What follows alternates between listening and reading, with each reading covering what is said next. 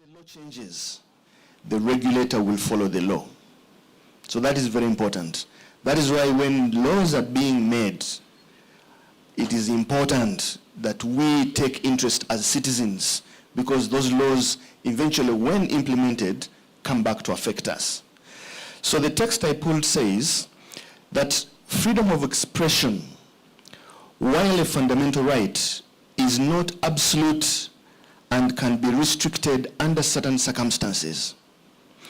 International human rights law, as exemplified in Article 19 of the Universal Declaration of Human Rights, Article 10 of the European Convention of Human Rights, all talk about when you can limit freedom of expression. So they do recognize that freedom of expression can be subject to limitation. These limitations must be prescribed by law. So that means there are aspects in law when it comes to freedoms that are absolute. There are some freedoms that we cannot tamper with, like, being free from torture, for example. There's no law around the world that allows torture, okay? But there are certain freedoms that, while accepted by law, also have limitations. And they say that these limitations must be prescribed by law and necessary in democratic society to protect certain interests. Usually, what are we protecting when we violate your freedoms that are allowed by law? Issues of incitement of violence and hatred. If anybody is engaging in that, then your freedoms may be curtailed. Issues of national security. If you are doing anything that has been described as hurting national security, your freedom may be curtailed. Public order, protection of reputation and right. Now the rights are those that are guaranteed under the law, and protection of children. If anything is hurting children, the law will take precedence over your rights. The Uganda Constitution, Article 29, guarantees freedoms of expression and the press. However, that is a nice one. However, Article 43 permits restriction on these rights to protect the right of reputation of others, national security, public order, public health, and morals. So I've just given you a context of the international law, and I'm now giving you a context of the Ugandan law.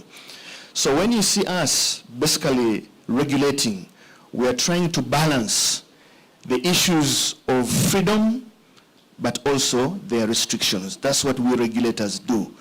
And one historical case that should never leave your minds, many of you may not have been born definitely, but you should read about it. You must have heard of the Rwanda genocide in 1994.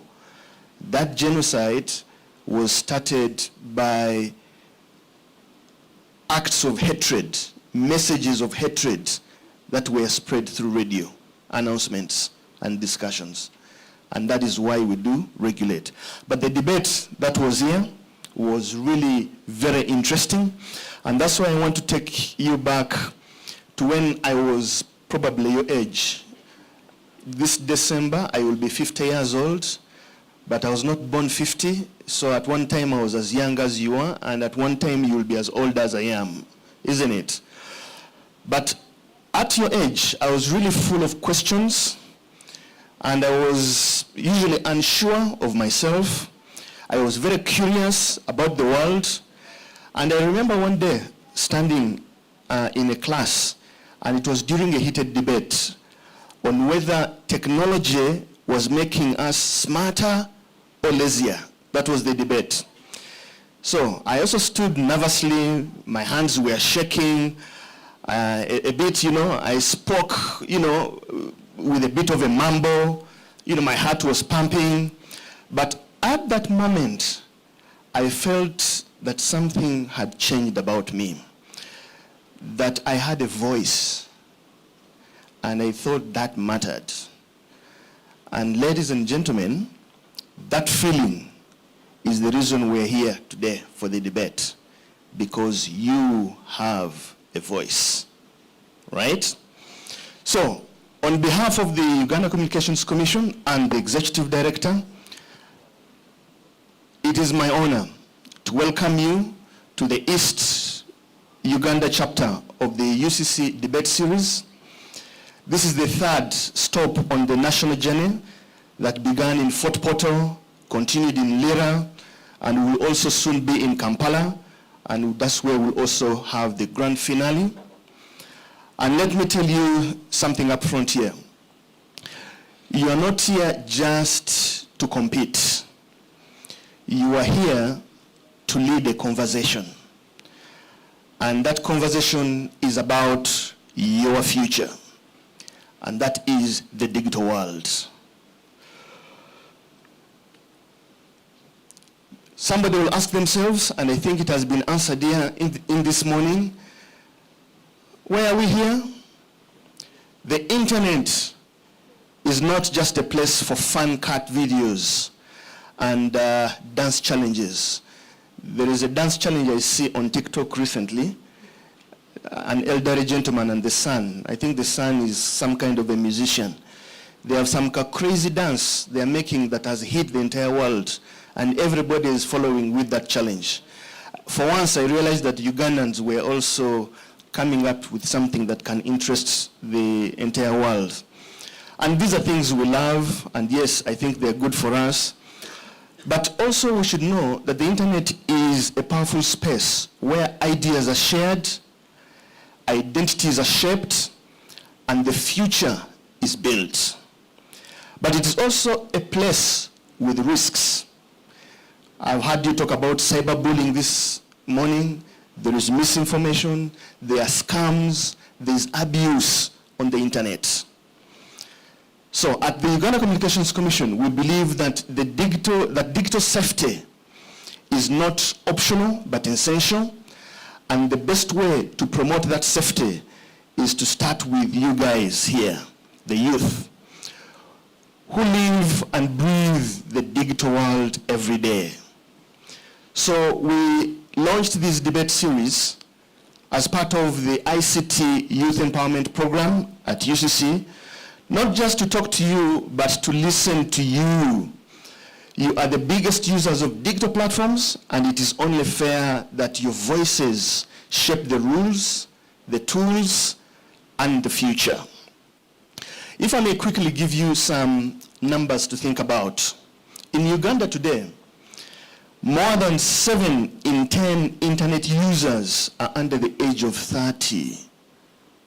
Are we together? 41% of students have experienced cyberbullying in one form or another. That is a research that has been done by the UCC, and you'll find it on the website. The average teenager spends more than 4 hours online every day, more time than with your family and probably your teachers. These numbers tell us something powerful, that your digital life is your real life, and that life must be protected. So some people may ask, why a debate? Why not just, put up a lecture, or an awareness campaign on radio, on television? But here's the thing. Debates shape your thinking. They teach you how to listen, how to argue respectfully, and to stand your ground with facts and not fists. We're not here at war, but we're here for intellectual discourse. More importantly, debates give you ownership of the message. You research, you reason, you reflect, and when you speak not just for yourself, but for your generation. One of the most inspiring moments I think I've experienced during this just happened a few days ago in Lira. A young debater stood up and passionately argued that digital freedoms must come with digital responsibility. Now, those words stuck with me. They did stick with everybody in the room. That's the kind of thinking we need to hear more of, and we're here to hear it from you. Let us look at the big picture. This isn't just a school event. It is also part of a national conversation. And that conversation is also being echoed regionally and globally. Organizations like the International Telecommunication Union, the African Telecommunication Union, the East African Communication Organization are prioritizing youth voices in digital safety. So while you are here debating today, remember, you are not just speaking in this room, you are echoing across the borders. A bit of gratitude. Let me take the moment to appreciate the stars behind this event. That is to the schools and all you students who have responded to the call, and thank you very much. Your energy and enthusiasm fuels the movement. To our coaches and teachers and leaders, your role in shaping tomorrow's leaders cannot be overstated. To our partners, Debate Institute Africa, Legends, Events, and Solfit, your effort behind the scenes have made every detail count. And to my colleagues at the Uganda Communications Commission, thank you for believing in the power of young voices. So as I draw to a conclusion, dear debaters, this is your moment and don't hold back. Be bold in your ideas. Be brave in your arguments. Be brilliant in your delivery. And when you leave this hall, don't let the conversation end. Keep questioning, keep creating, and most of all, keep being curious. Your voices matter, not just on this stage, but in shaping the digital future of our nation. As we prepare for the Central Uganda chapter back in Kampala on Monday and the national grand finale that will be happening in Kampala, remember, you are not just participants, you are pioneers. So, I want to leave you with an inspirational quote, and this is from Nelson Mandela, who once said that the youth of today are the leaders of tomorrow. But when I look around this room, I believe that the youth of today are already leading. We just need to keep listening on our part. So let's make to the count, debate hard, laugh a little, and learn a lot. And if nothing else, remember that this arguing on the stage is one of the few places that you won't be in trouble when you are loud and you're bold.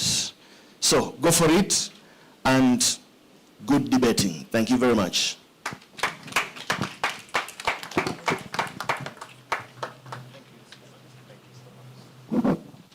Let's know he's one of the top government communicators. Previously, he has quite a profile, to be very, very frank.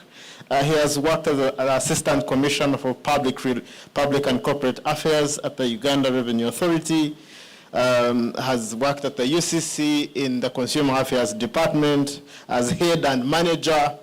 So he's making 50 years, but there are 50 years of hard work, 50 years of serving this nation. Could we clap for him further in that very specific regard? Thank you so much. And the messages were quite rich. And I trust that you took quite a lot. For those of you who want to take on a communications career, he would be the exact template.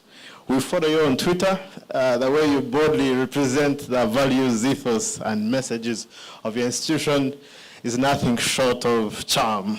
It is beyond work. It sometimes gets the charm to be very frank. And I hope you got the ideas, right?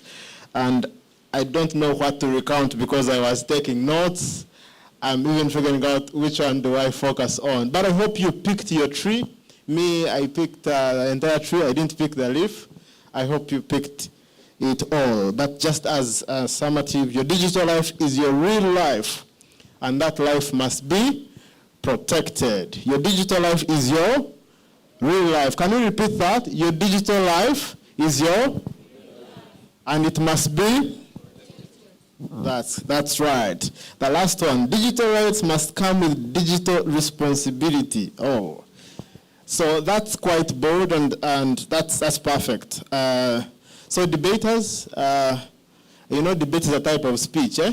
This was quite a speech, leveraging different aspects of public speaking, and the broader aspect is there is you recognizing your voice and using it. Now we're going to come to the next stage. So we want you to debate from a very informed perspective. We sent to you a matter file, right, that covered issue at a time of the issues that you should be covering, but also the Uganda Communications Commission has prepared a specific package that grounds you in the issues around digital safety, and it's about now that we shall receive the manager of consumer affairs at the Uganda Communications Commission to share that information. We'd like to clap for the manager as they come to give us that information that is very, very helpful. Could we clap? Could we clap? Thank you. Please. Thank you, Master of Ceremonies, and our dear debaters. Good morning.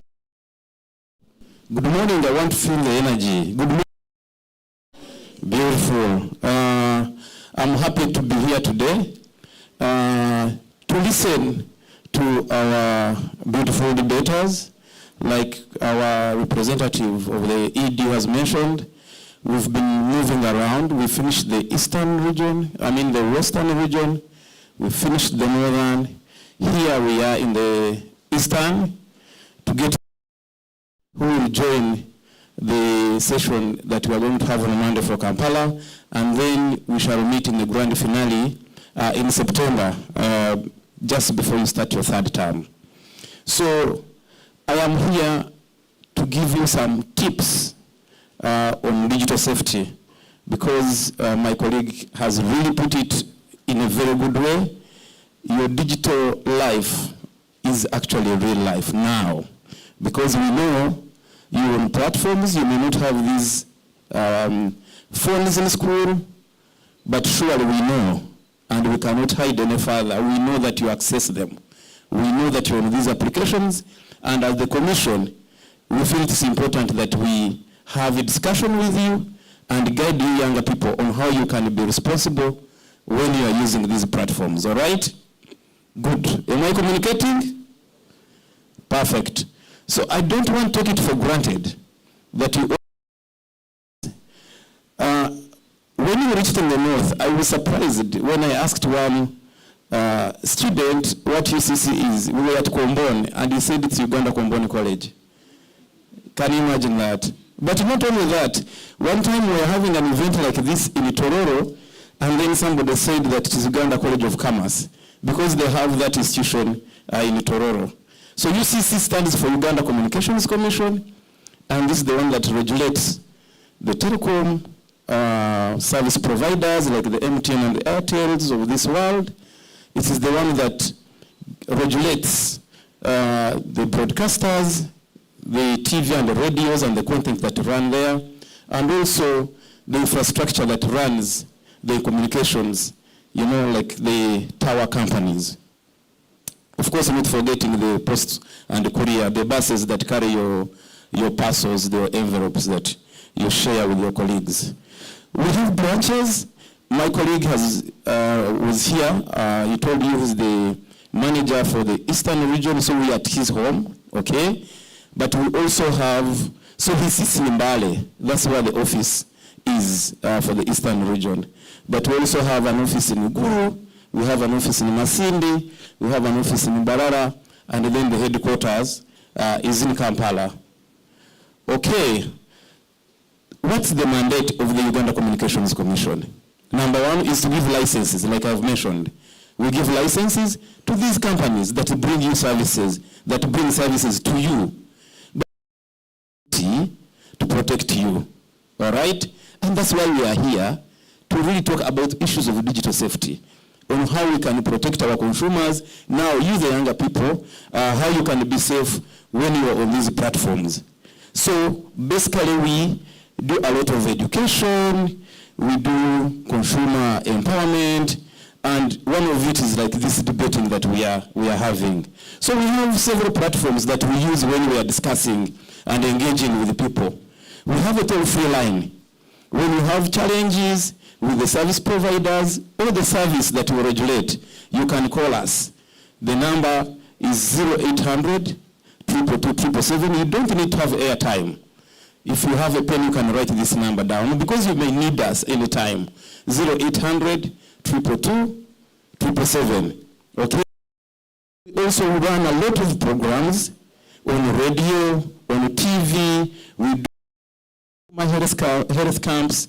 We do, media campaigns. We do road shows. Those schools we visited yesterday, you saw sometimes how we do our campaigns. There is what we call edutainment. We come with entertainers, we give you the music like the schools we visited, and when you are happy and enjoying, we pass on the message. All right? Then we do town halls, we do from a parliament, like a really parliament that you hear in Kampala, where we bring in people, young people like you, your representatives, the consumer advocacy organizations, the government leaders together, then they bring the ideas and we deliberate on them. We had one recently in Soroti City. Then, of course, we have the debates. This is now one of the platforms that the Commission has introduced to pass on the message. Whatever you discuss here, it will form a charter that can now help us on, coming up with some interventions. So the representative of the ED gave you some numbers. The hours that you people spend on platforms. Just look at these numbers. 9.3 million people in Uganda today are using WhatsApp. Look at this. 9.2 million people are using TikTok. TikTokers. Sharing music, sharing videos, dancing around. He talked of some man from Kasese who now has introduced a certain dance, him and the sun. So there is a lot of entertainment on social media. 6.4 million people on YouTube, a lot of people using Snapchat, sharing photos, others on Instagram, Twitter, and others who watch movies on Netflix. So these are big numbers. And I want to tell you young people, these numbers, 40% is actually you. You, the youth, are the people who are using these platforms. Okay?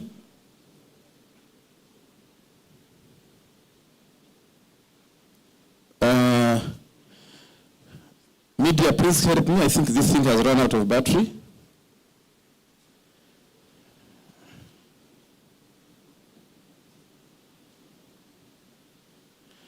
Okay, if anybody can help me. So, saying, what message does UCC have for you today? The representative of the executive director mentioned that you have to be responsible when you are using these platforms. Yes, indeed, he told you that you have to, that there is a law. And what UCC does as a regulator, we follow what the law actually says. You have the freedom to speak, and no one will stop you from talking, okay? However, you can talk and commit a crime, all right, while you are talking, expressing yourself on the internet. And this is something that we would wish really to share with you young people. When you are using these platforms, yes, enjoy them. You can use them for research. You can use them to socialize, which is a good thing. But before we started the event, the MC passed around with a microphone and was asking you some intriguing, interesting questions. So we have what we call the Computer Misuse Act. It's a law. And when you are expressing yourself on these platforms, if you are not very careful, you can be committed. Just imagine accessing or modifying programs on data using AI. You can get me, my picture, then you convert it, and you can even place me in an awkward place. You understand? When somebody looks at it, he might think I'm actually the one. When you have completely changed my looks, okay? Or I don't know if you know about President Trump. Recently when he roasted the Pope, they dressed him and he looked like a real Pope. you can imagine what internet can do today. So if you use AI to change some of these programs, and then you put an awkward position, he can actually take you to court, and you can be kept for 10 years. So imagine that. So when the executive director was telling you that use these platforms, but use them responsibly, it's a whole list of others, or codes without authorization. It can cause you being arrested for 15 years. A lot of electronic fraud, exposing children to cyber harassment, cyber speech, all these things. There is a lot of, if you find yourself on the wrong side of the law, it can actually be a very, very big problem. Okay? So, what the message that we have for you young people is, please, now that we have the law in place, behave well when you are enjoying these platforms. So we have some safety tips that we've been sharing with the younger people. Number one, as you use these platforms, digital platforms, make sure that you have a password that is strong and not easy to guess. That's one way of protecting yourself, the password. Digital platforms refers to, all right, because it is now digital money. So when you have a password, there is a password for your device, there is a password to your mobile account. Please make sure that you keep it to yourself, because it is the key. You are not supposed to share it with anybody. Number two, verify before you share. Okay? Verify before you share. Not everything that comes on internet is actually gospel truth. So don't just share, including the passwords, of course. All right? But the information that you get, please don't just share, because some could be fake news, like he mentioned about. So think before you click. Be cautious with strange messages, websites, and links. We've known there is now basically a behavior where you receive links. Somebody says that the president is giving out free money. You click here to access the money. Have you seen about those links coming to your groups? Or they say there is a scholarship at Makerere University. Please click here to participate. The message we have for you is, please be careful with these links, because sometimes the hackers use them, and when you click, the fraudster will enter your device, access everything, your photos, and they can easily clone your WhatsApp and start sending messages to your contacts, because now they have access and asking for money. People might start sending money thinking that actually it's you who's demanding for all of this. Number three, we are saying that make sure that you use an original phone, not a fake phone, and make sure that the applications on your phone are always updated, because the developers keep, improving the security of these applications. One can ask that, how can I know that, for example, the phone is fake? We have a code. You can write it down, *197, *197, *3#. If you're on Airtel, please pass these messages when you're on holidays to tell it to your parents to verify that their phones are genuine or fake, because fake phones are easily hackable. So *197, *3#, if the SIM card in the phone is Airtel, and *197, *4# if it is on MTN. Then, if please you drop it and you go and buy a genuine phone. That's the message we have. Because at UCC we are planning to switch them off very soon. Another message on how you can be safe on these digital platforms is not to just access important sites, important applications when you're on public Wi-Fi. You can be at a hotel, you can be in the park, you find there free Wi-Fi, but when you want to access those critical applications like for money, like internet banking, you want to pay your school fees, please, we encourage that. Try to buy bundles. At least there we are a bit in control. But public Wi-Fis are not good for, good for when you are accessing those critical applications. the SIM card that is in the phone should be the one in your name.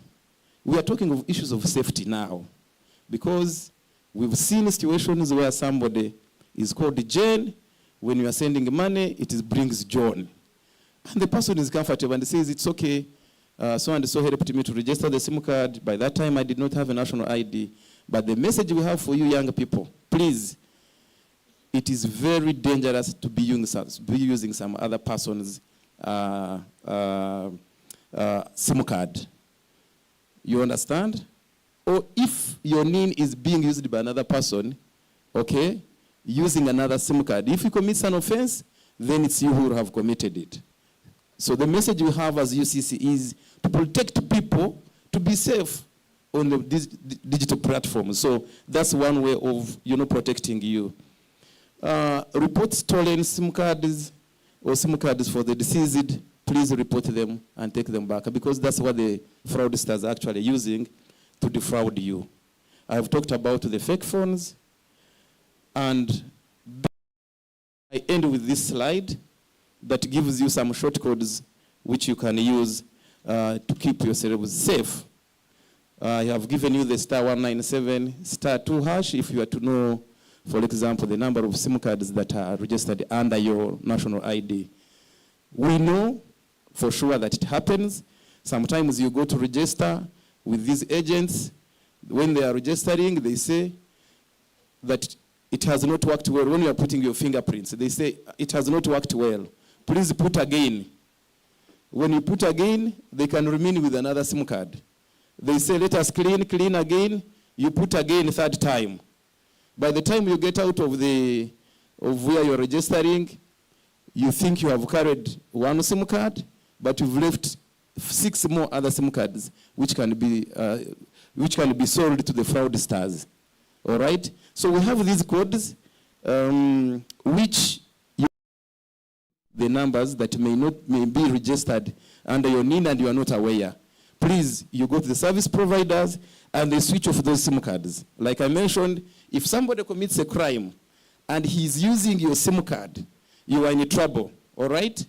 Yes, I've given you the code to detect fake phones. If you want to call the service providers, we made it very easy as UCC, so that you don't need to remember the number of, the different numbers to call toll-free for these service providers, regardless of whatever network you are on. Just call 100. If you're on MTN, call 100 in case you have a problem. You don't need to have airtime, all right? I have given you the toll-free for UCC, and you can always complain to us. We know you're on these digital platforms. If you're on X, you can look for our handles, and you can report any challenge that you have while you are online. I think I have communicated. I hope you've picked something, all right? Have you picked something? Have you understood? Okay. Thank you very much for listening to me.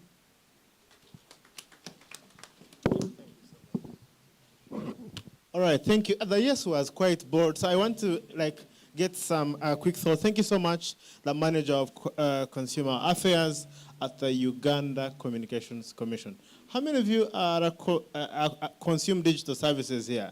Listen to radio, use social media? Raise up your hands. So there are people who wake up every day to ensure that you are protected, and they are now here to speak to you. Okay, I'm going to just ask random questions. Okay.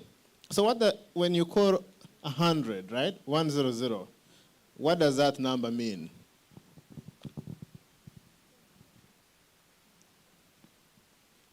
When you call 100, it means that is a general line help. Oh. Let's clap for her. People were attentive. Okay. Do you lose money when you call UCC on this number? 0800 222 777. 0800 222 777. Do you lose money? Do you lose your airtime? You don't lose any money because it's a toll-free number. Let's clap for people. People were very, very attentive. Okay. How do you verify your device on MTN to know that you have bought a fake phone? For example, you go to buy a phone, right? How do you know that someone has not duped you? What code do you use? You dial *197 *4#.